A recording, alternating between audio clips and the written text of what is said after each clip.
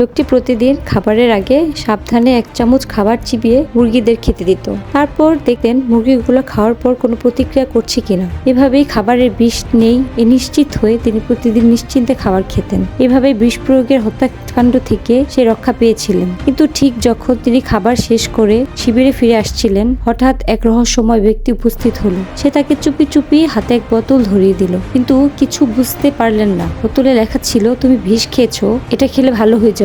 লোকটি দেখে অবাক হয়ে গেলেন। তিনি বোতলটি ফেলে দিতে যাচ্ছিলেন, কিন্তু হঠাৎ তার হাত থেমে গেল। তিনি ভাবলেন সত্যি কিছু হয়ে থাকে যদি। লোকটি ফিরে গেলেন সেই মুরগির দলে যা খাবার খেয়েছিল। দেখা গেল যারা একটু আগে সব ঠিক ছিল তারা এখন সব মাটিতে লুটিয়ে আছে। লোকটি বিশ্বাস করলেন তিনি এই বিষে আক্রান্ত। জলদি তিনি বোতলের প্রতিষেধক পান করে ফেললেন। তারপর তিনি সবাইকে চক্করে ডেকে পাঠালেন। বিষ প্রয়োগের বের করতেই কথা শেষ হতে না হতেই তার মুখ দিয়ে রক্তপাত শুরু হলো। প্রথমে তিনি ভাবলেন এটা প্রতিষেধকের পার্শ্ব প্রতিক্রিয়া, গুরুত্ব দিলেন না।